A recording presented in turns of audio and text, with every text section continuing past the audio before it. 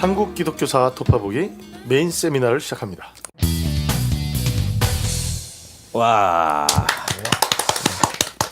거의 한 달 만에 메인 세미나네요. 그렇죠. 한 달 만에 진짜 오랜만에 기다리고 계셨는데 뭐 어떡하겠습니까? 자, 메인 세미나 시즌 1의 대단원을 마무리하는 메인 세미나 편입니다.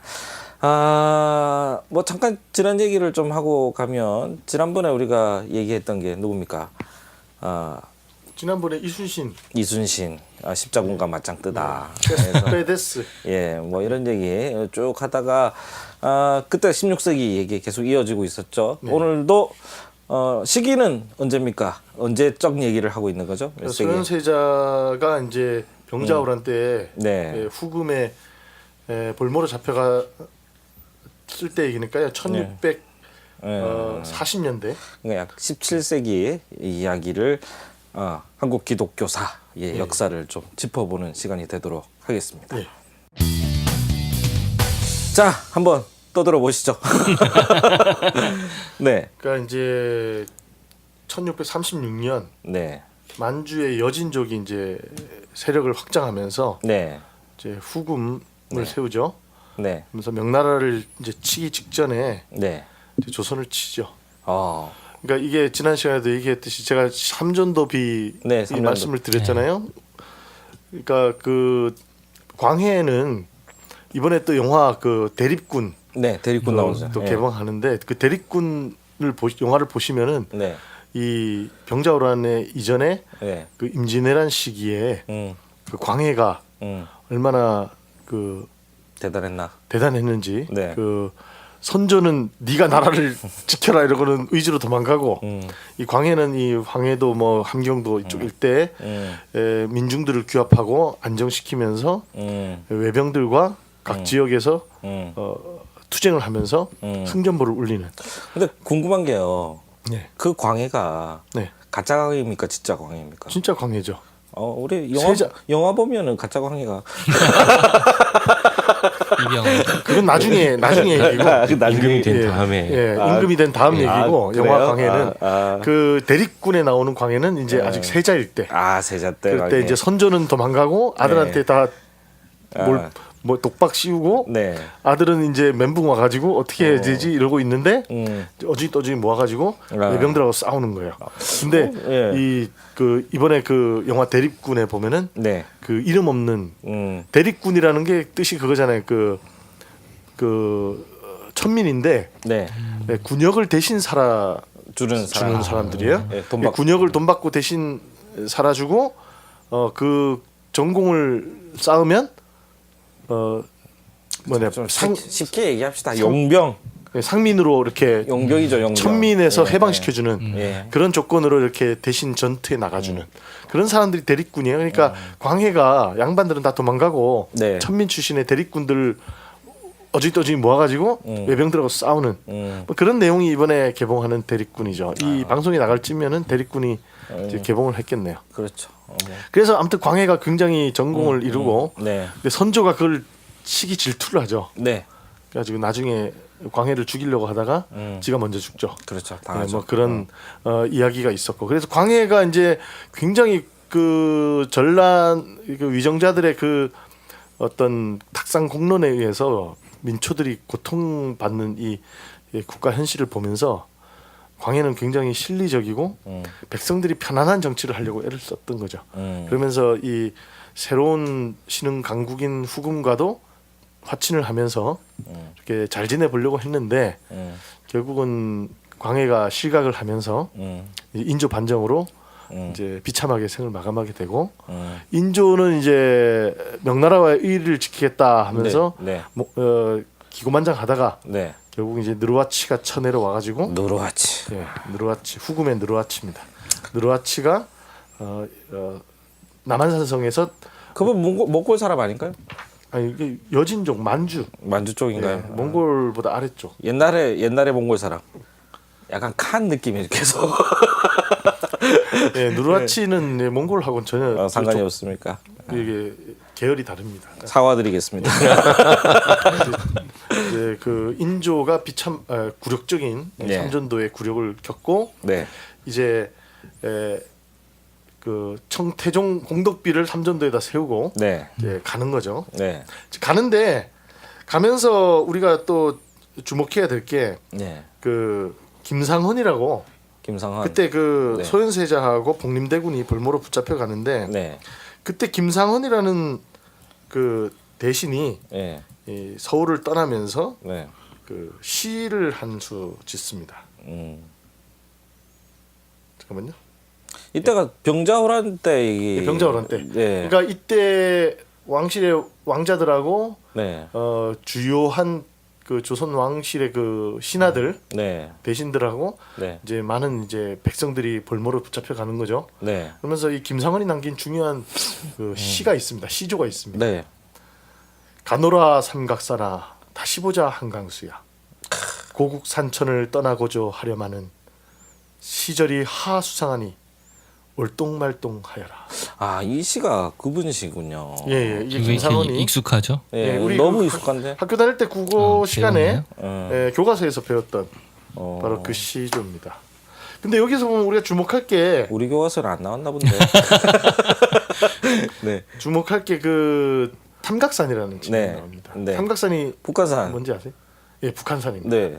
근데 지금 제가 최근에 그 청와대 앞으로 지나가는데 네. 청와대 바로 옆에 무궁화 동산이라는 공원이 있어요.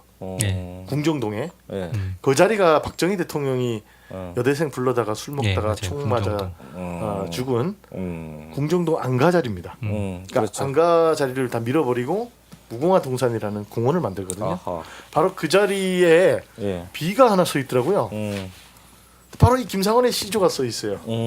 가노라 삼각사나 다시 보자 한강수야.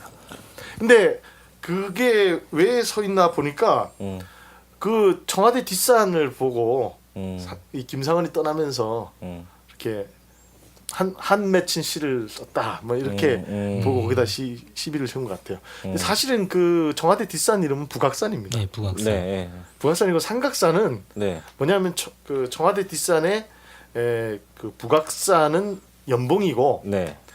북한산의 연봉이거든요. 네. 이렇게 이어진 작은 그 지류로 흘러나온 봉우리죠. 그 삼각산은 북악산이 아니고 북한산을 얘기하는 거예요. 북한산이라는 지명은 이제 정확한 연도는 지금 확인이 안 되지만 어쨌든 일제 강점기 때 많이 불려지게 된 지명입니다. 원래는 이게 고려 시대부터 뭐라고 불렸냐면 삼각산이라 불렸어요. 그렇죠. 삼각산. 그래서 저쪽 고양시하고 저 도봉구 강북구 쪽에서 보면은 북한산이 그 세 개의 그 삼각. 뿔이 네. 맞아요. 솟아 있는 모양입니다. 네. 제일 높은 게 백운대, 네. 그 옆에 인수봉, 그 옆에 만경봉. 저기 물어봐요. 인문학자 도 닦는다는데 그 밑에서 저희는 그 북악산 옆에 인왕산. 일왕산에서 네, 여기 아, 작은 봉우리. 그러니까 높은 봉우리 사람들이 못 가는. 삼각산 이러니까 청와대 뒷산이 모양이 딱 예, 정삼각형이거든요. 맞아요. 그러니까 그 피라미드 모양의. 네. 그래서 그게 삼각산인가 한 것 같아요. 근데 사실은 그게 아니고 북한산의 이 백운대, 인수봉, 만경봉 세 봉우리. 이 세 봉우리가 삼각뿔을 이룬 산이다 해서 이 삼각산입니다. 그래서 지금도 그 저기 뭐냐 강북구청장이 96년부터 이 문제를 가지고 네. 삼각산 이름 되찾기 운동 뭐 이런 것도 하고 아, 뭐 아무튼 서울시하고 고양시하고도 이름 가지고 싸우고. 싸우고 어. 뭐 그러고 있다고 합니다. 그래서 이거를 공식 명칭을 북한산에서 삼각산으로 바꿔버리면 이게 지도를 다 바꿔야 되잖아요. 그러네요. 그러니까 사회 비용이 너무 많이 발생해. 그래서 지금 요거 가지고 옥신각신 했고 지금도 하고 있는데 아직 결론은 안 나고 있습니다. 아. 어쨌든 이 김상헌이 아마도 청와대 옆을 지나가면서 북악산을 보면서 이 시를 썼을 것 같지는 않고요. 네. 아마도 벽제 쪽으로 넘어가면서 음. 저 멀리 북한산 그 삼각 봉우리를 보면서 이 시를 쓰지 않았을까. 그때 그 소현세자와 복림대군을 보필하면서 이 치욕스러운 역사의 그 발걸음을 걸으면서 이 시조를 썼다. 그래서 이제 벽제 화장터가. 벽제는 갈비죠. 아, 예. 예, 알겠습니다. 아무튼간에 그 이런 그 역사적 그 배경의 문학사가 또 있습니다. 네. 그래서 우리가 삼각사나 다시 보자 삼각사나 가노라 삼각사나 네. 다시 보자 한강수야 할 때. 노래로 만들어지지 않았나요, 이거? 뭐 노래도 찾아보면 있을 것 같습니다. 네. 이게 그 병자호란 때 얘기라는 거죠. 예, 그래서 이제 붙잡혀 가서 네. 소현세자하고 복림대군이 당시 후금의 수도였던 심양에 네. 거의 9년 동안 볼모로 잡혀 있습니다. 그럼 좀 정리를 하죠. 그러니까 병자호란 때 그 가면서 소현세자는 누굽니까? 소현세자는 인조의 장남이죠. 인조의 장남. 네. 장남. 장남. 네. 그리고 동생 복림대군은 네. 소현세자가 죽은 이후에 다시 이제 세자가 되죠. 아. 그래서 효종이 됩니다.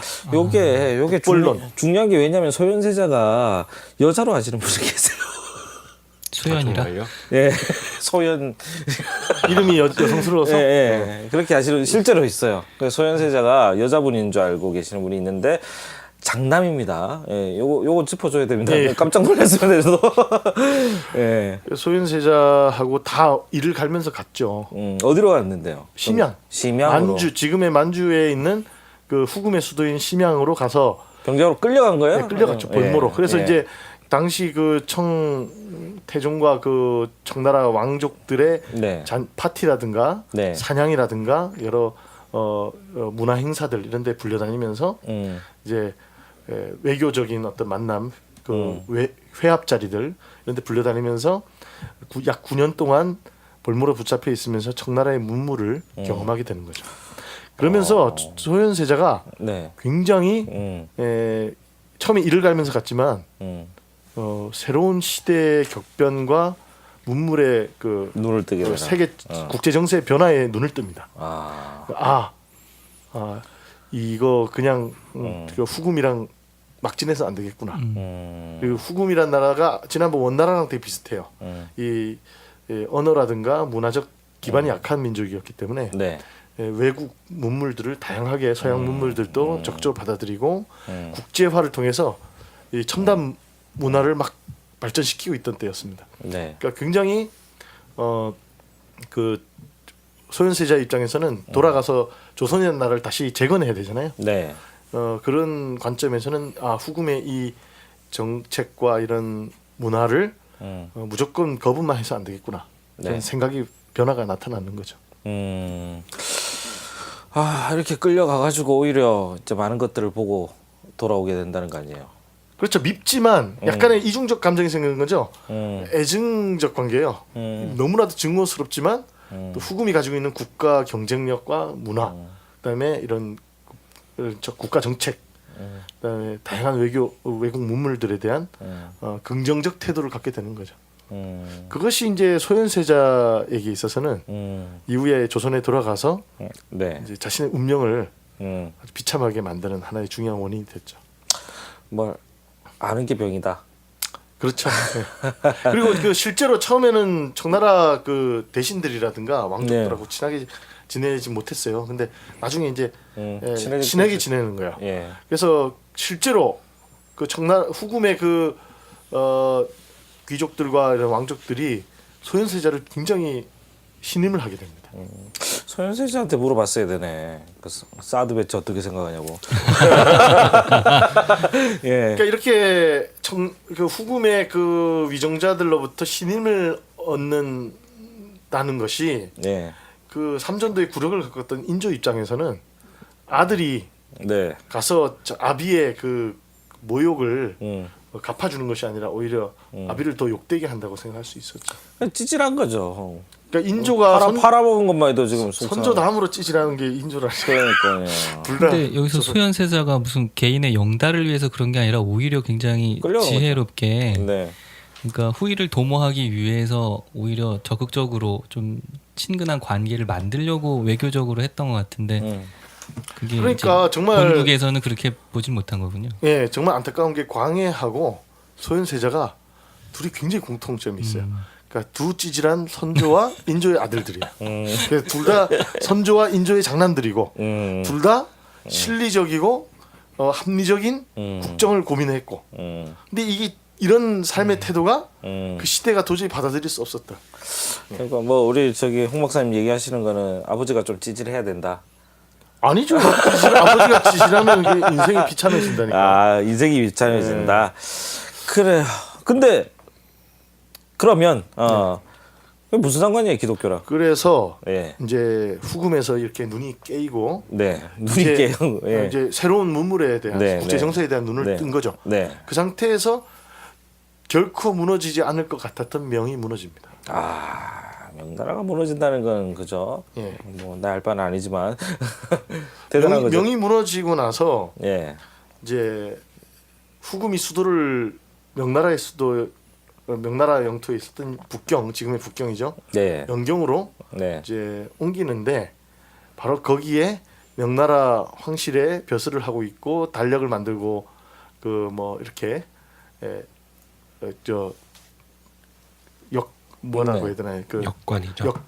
그 역학이라든가 뭐 이런 네. 천문학을 네. 관리하는 벼슬을 갖고 있던 독일계 예수의 선교사였던 네. 아담샤를 만나게 되는 겁니다.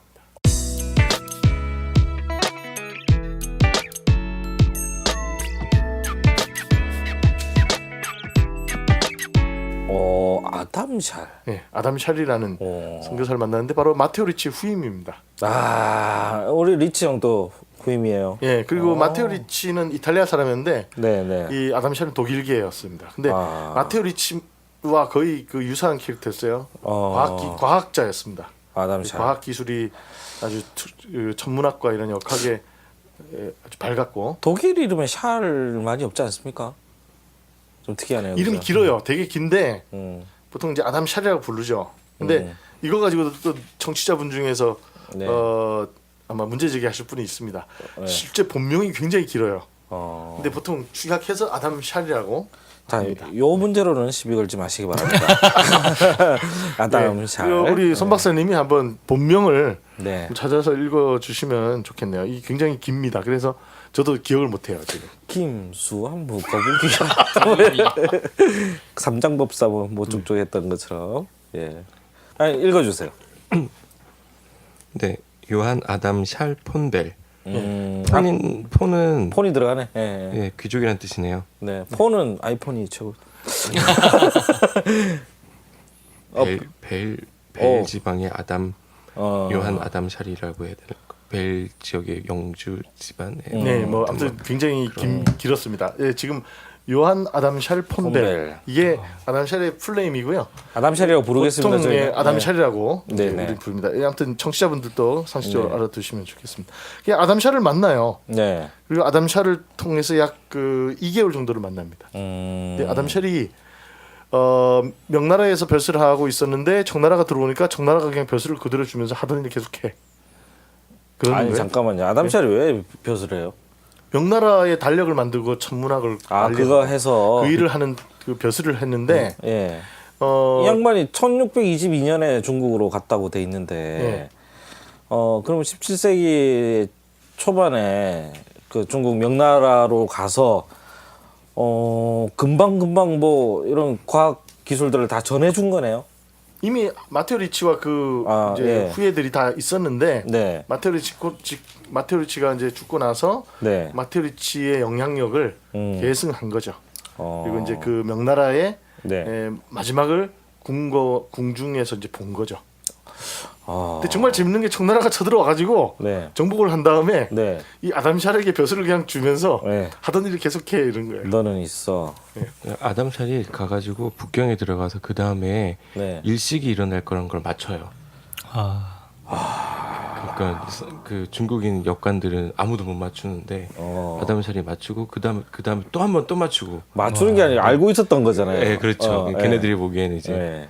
맞춘 거게 되니까 이제 너 쩐다 이렇게. 짠다.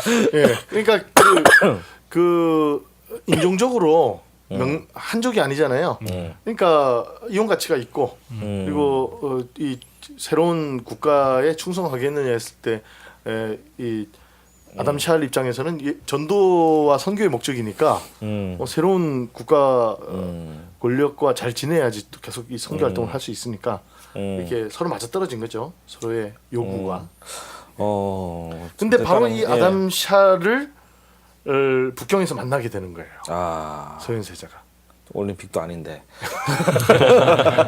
네. 그리고 그 2달 동안 만나서 서로 교류를 하는데 네.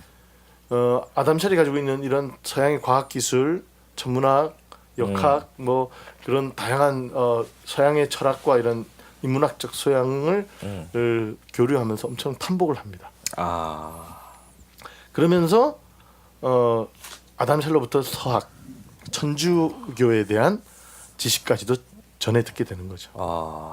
그러면서 이제 소현세자는 네. 당신이 말하는 그 천주가 진정 이 천지의 조화를 이루는 그 법치를 관장하시는 분이라는 것을 내가 알겠소.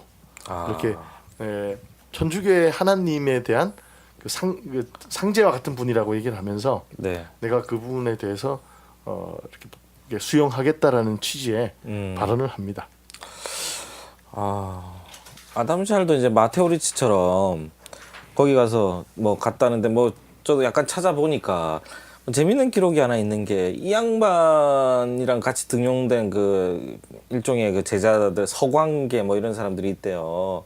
근데 이 사람이 그 중국의 홍이 대표가 아니라 대포. 홍이포. 예. 홍이표 말고. 그 실제로 홍이포라는 대포가 예, 있습니다. 홍이 대포라고 이게 이거를 만드는 큰 역할을 했다라는 거죠. 그러니까 과학 기술이 뛰어나니까 무기 제조 기술 같은 것도 가지고 있었어요. 예. 그러니까 실제로 무기도 많이 만들었습니다. 이것도 논란이 또 일어나요. 선교사가 총균세. 선교사가 방산 산업에 관여된 그렇죠. 방산업자였던 거예요. 네. 그렇게 따지면 감리교신학대학교에 체프를 지은 사람이 무기 로비했던 분이라는 이 사건이 뭐 딱히 나쁘지 않은 딱히 새로울 것이 없는. 그렇죠. 아 슬픕니다. 아니 근데 그 무기를 거래하는 거래상이냐 로비업자, 아니면 예. 무기를 개발하는 거냐 약간의 질적인 차이는 개발한 놈이 나쁜 놈 아닙니까? 없으면 거래도 못할 거 아니에요. 어떻게 생각하세요, 송 박사님? 역사에 맡겨라. 네, 뭐 네. 선교에 도움이 된다면 뭐든 할 되니까요. 이분은 선교에 도움이 된다면 핵폭탄도 팔아먹을 꼴통 장로교, 불수 장로교. 이 기독교인이면서 자, 전국의 우리 장로교인 분들에게 사죄 말씀드리겠습니다. 죄송합니다. 네, 요즘 우리 홍 박사 힘들어서 그래요. 힘들어서 그래요. 알겠습니다. 예. 아무튼 뭐 그런 내용이 있어가지고 참 뭐라 그럴까요? 좀 특이한 선고가 있네요. 예. 예, 그래서 네. 그 소현세자하고 네. 소현세자가 이제 드디어 이제 황국을 하게 됩니다. 네. 이제 귀국 조선으로 돌아가게 되는 거죠. 이 9년 생활의 벌모 생활을 마치고 이제 명나라를 굴복시켰기 때문에 이제 후금이 자신감을 얻은 거예요. 그리고 이제 조선 왕 벌모를 잡고 있을 이제 필요성을 못 느끼게 된 거죠. 이제 네. 그렇게 강한 필요성을 네. 못 느끼고 네. 이제 그리고 이제 자기들과의 신뢰 관계가 어느 정도 구축됐으니까 네. 너 조선으로 돌아가서 네. 이제 우리의 이게 뭐라고 해야 되나요? 말을 잘 듣는 네네. 신복이 되라. 그래서 이제 돌려 보내는 거죠. 음. 돌아가기 전에 아담 샬하고 이제 소현세자 간의 편지가 몇 차례 오갑니다. 요거 얘기하기 전에 제가 읽은 거 하나만 말씀드렸던 네, 거. 말씀 네, 여기 주세요. 보니까 이제 놀라운 얘기가 있는데 네. 1664년에 대신들의 모함으로 반역죄로 사형 선고를 받았대요, 아담 샬이. 예, 그런데 천재지변이 일어나죠. 예. 근데 이 그때 도왔던 왕이 누군지 아십니까? 인문학자님. 누굽니까? 강희제입니다. 그때까지 살아 계셨군요, 우리 강희재. 강희제하고 뭐 네. 이제 딱 여기 이렇게 나와 있네요. 관계가 깊습니다. 네. 참 대단합니다. 그게 75세까지 살았다는데. 네. 참나. 그래서 아무튼 간에 네. 그 소현세자와 그 아담 샬이 주고받은 이 편지 네. 내용이 지금 현재 전해지고 있고요. 그래요? 그래서 야마구치 미사유키라는 사람이 쓴 조선 네. 서교사라는 네. 책에도 일부 번역 소개돼 있고요. 서교사가 무슨 뜻입니까? 서교라는 게 서쪽에서 온 종교라는 종교. 뜻이죠. 그러니까 아. 로마 가톨릭 교회를 얘기하는. 네네네. 그리고 그 또 저기 유홍열 씨가 쓴 네. 유홍열 교수가 쓴 한국 천주교회사라는 책이 있어요. 네. 거기에도 이제 이 소현세자의 편지가 또 소개가 되고 있습니다. 네. 여기에 보면은 소현세자가 가기 전에 네. 아담 샬이 그 다양한 그 천문학 관련 서적과 그 지도 네. 그다음에 뭐 지구본, 네. 그다음에 여러 그 천문학 기구들, 네. 망원경 등등 하고, 야, 그 당시에 망원경이면 대박인데 그죠? 그다음에 이제 수학 서적들과 이제 네. 천주교의 법에 대한 서적들. 그래서 교리서. 그다음에 천구라고 하는데 뭐 이렇게 그 천주교의 여러 상징들을 네네네. 표현하는 물건들, 그다음에 천주교의 그 성상들 같은 거를 선물을 합니다. 그래서 이것을 선물로 받고 소윤세자가 너무 감동을 하고 아담샤에게 편지를 쓰는 거예요. 그래서 잠깐 읽어드리면은 네. 전혀 뜻밖이었습니다. 어제 구세주 하나님의 성상과 천구와 천문 서적과 여러 세계의 학문을 담고 있는 여러 서적들을 받았습니다. 네. 그 가운데 몇 권의 책들을 훑어보았는데 네. 그 책들의 내용이 마음을 깨끗게 하고 정화하고 덕을 닦는데 아주 적합한 가르침을 담고 있음을 깨닫게 되었습니다. 네. 나는 왕국에 이런 류의 책들을 왕국에서도 이런 류의 책들을 찾을 수 있습니다. 하지만 그 책들은 거짓으로 가득 차 있습니다. 그것들이 수백 년에 걸쳐 진실과는 아주 크게 동떨어져 있는 서적이라는 점을 인정하지 않을 수 없습니다. 아. 그러니까 아무튼 뭐 이렇게 여러 가지 거짓된 책들이 많은데 네. 뭐 이 책들은 정말 놀라운 그 진리를 담고 있다 뭐 이런 내용인 것 같아요. 근데 이제 마지막에 그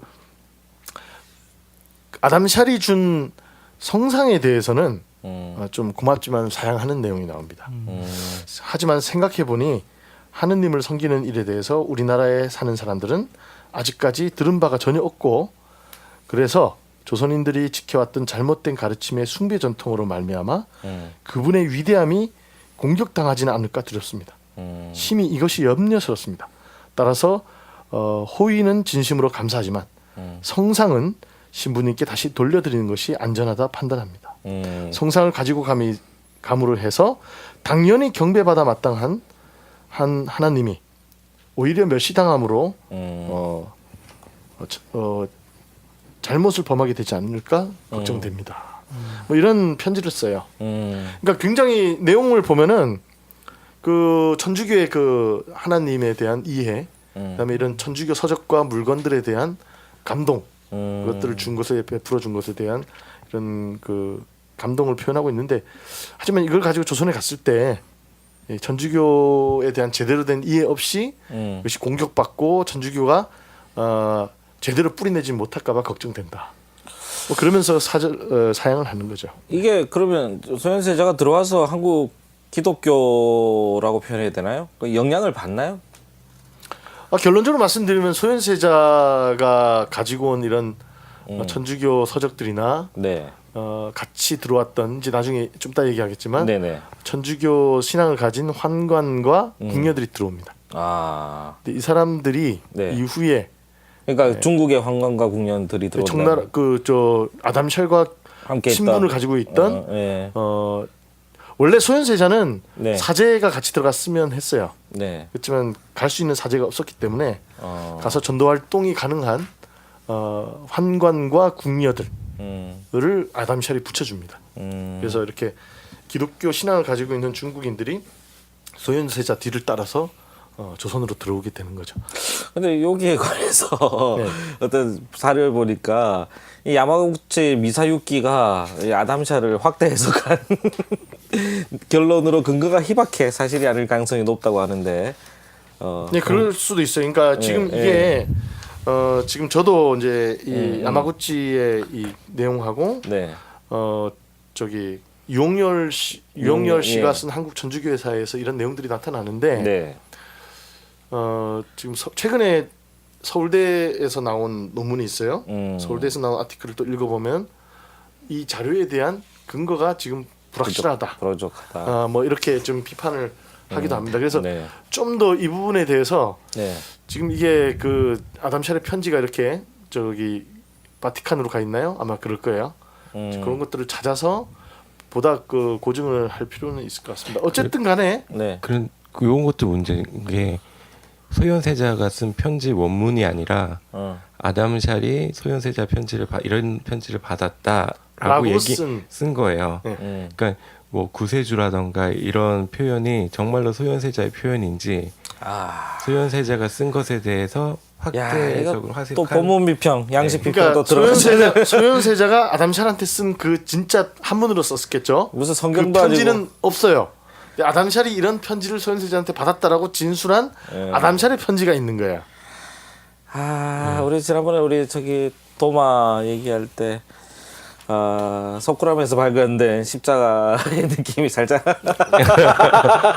예. 그래서 아까 제가 읽어드린 건 첫 번째 편지인데 두 번째 편지에서 이제 소현세자가 네.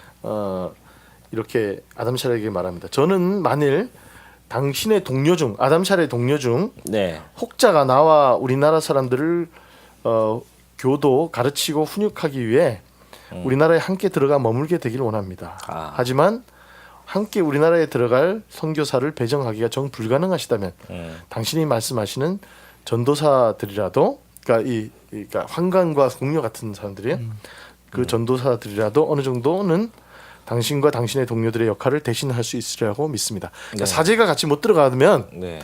그래도 기독교 신앙을 가지고 기독교 신앙 훈련이 돼 있는 그 전도사급의 그런 사람들이라도 같이 들어가게 해달라. 그래서 이때 기독교 신앙을 가진 환관과 궁녀들이 들어오는 거예요. 그때 사제가 들어왔어야. 그죠? 아담찰 정도는 들어와 줬어야. 와줬으면 이게. 바로 모가지가 날아가는 거죠. 근데 어쨌든 그렇게 직접 그 아담샤라고 같이 있던 그런 환관과 궁녀들을 딸려 보냈다라는 건 이제 소현세자가 한 말을 좀 아담샬이 좀 번역하는 과정에서 좀 확대 해석했을 수는 있지만 자기가 믿고 싶은 대로 그래도 진술했겠죠. 어쨌든 소현세자에게 최소한의 어떤 관심이나 또 그거에 대한 호감 또는 아주 기본적이지만 그 카톨릭 신앙에 대한 어떤 게 있지 않았을까요? 소현세자가 예. 그러니까 지금 천주교 회사 가톨릭 신학자 교회사가들 그룹들은 그래도 최대한 소현세자가 개인적으로는 신앙을 받아들였을 것이라고 받아들였다. 믿고 싶어합니다. 완전 이제 개종을 하신 건 그러니까 영세를 안 받았어요. 영세는 안 받았는데 모르지 몰래 받았는지. 그러니까 그렇죠. 기록이 없으니까. 근데 기록상으로 영세 받은 기록이 없으니까. 그렇지만 이런 진술들을 보면 소현세자는 이미 하나님을 영접했다. 이렇게 믿고 싶어하는 학자들이 있죠. 그런데 소현세자 편지 첫 번째 편지 잘 보면 두 가지 얘기를 하는 거예요. 서양 과학 서적은 너무 좋으니까 내가 갖고 가가지고 이거를 한국에 널리 퍼뜨리겠다. 예, 그렇죠. 그런 얘기가 있는 거고 하나는 천주교와 관련된 것들은 너무너무 좋지만 이건 다시 가져가라. 이거는 지금 가져가면 네. CR이 안 먹힌다. 네, 저의 상상력을 좀 동원하자면 일종의 딜을 하는 거죠. 너 과학 가져가고 싶어? 그럼 이것까지 엎어가. 그러면 그건 좀 곤란한데 좀 협상을 하죠. 그래서 뭐 사제가 들어오는 건 좀 그렇고 이제 이런 이야기들 주고 받았던 거를 가장 아름답게 표현을 하면 이제 이런 스토리텔링이 나오지 않을까. 그럴 수 있죠. 저는 아담샬이 꼭 제가 또 성경적이지 않습니까? 그러니까 꼭 소현세자를 느헤미야를 다시 돌려보내서 성벽을 짓게 하는 마음으로 소현세자를 보낸 게 아닌가 뭐 그런 생각을 너무 목사님 티나다. 종교개혁 500주년을 맞이해요. 예, 요가 너도 먹으려고 하고 있는데 그래요. 근데 이게 문제는 역사자들은 사료가 중요하다면서요. 일단 사료는 있는 거죠. 그러니까 조선 측 사료가 없다면서요. 그러니까 소현세자가 직접 남긴 필적이 없는 거죠. 네. 필적 조사도 해봐야 돼. 아쉬운 게 아니라 없는 거잖아요. 아쉽긴 한데 그래도 어쨌든 예. 아담샬이라고 하는 사람이 그 편지를 인용했던 게 또 있으니까 그걸 완전히 무시할 수는 없죠. 네. 근데 소현세자가 아까 그 청나라에 와서 네. 굉장히 많은 이제 판단을 하면서 이제 예. 청나라의 어떤 그 왕실하고 친하게 지내야겠다. 네. 되게 외교적인 그런 정치적 감각이 있었던 것 같아요. 네. 그러니까 아담샤라고도 저 서양 어떤 문물을 그렇죠. 가져가기 위해서 좀 가깝게 지내면서 저 사람은 결국 선교를 하려고 그러니까 굉장히 이제 내가 저기 뭐 천주에 대해서 이렇게 사탕발림을 하면서 결국은 자기가 얻을 걸 가지고 가려고 한 과학 기술을 얻으려면 네. 그러니까 약간 그 믿는 척한 게 아닐까. 가고시마의 그 다이묘들이 떠오르는 거죠. 총을 주면 네가 하라는 거 할게. 그래서 그런 거죠. 과학 기술을 주면 당신이 전도하려고 하는 그 가르침 또 내가 고려해 볼게. 이제 그런 거죠. 그렇게 하는데 또 소현세자 진짜로 기독교 신앙을 받아들인 사람이라면 굉장히 억울하겠어요. 저희가 이렇게 얘기하는 거 들으면. 그렇죠. 이거는 역사의 어떤 신비 속에 네. 지금 남겨져 있는 과제입니다. 하나의 또 미스테리네요. 예, 미스테리. 또. 어쨌든 그 예. 분명히 확실하게 얘기할 수 있는 건 소현세자가 볼모 생활 9년 동안에 그 마지막 시기에 아주 극적으로 가톨릭과 조우했다. 그리고 적극적으로 가톨릭과 그 서양 문물을 수용하려고 했다. 그리고 실제로 이제 그 저기 1645년 2월 18일 이때 소현세자가 드디어 서울로 귀환하게 됩니다.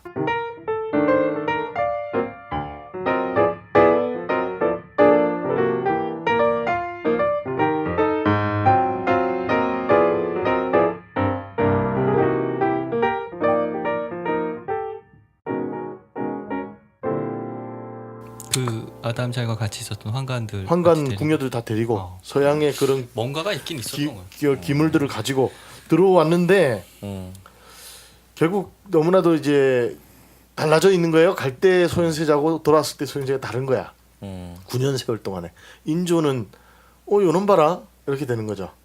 아버지 이제 그러시면 안 됩니다. 세상이 많이 달라졌습니다. 이렇게 나오는 거야.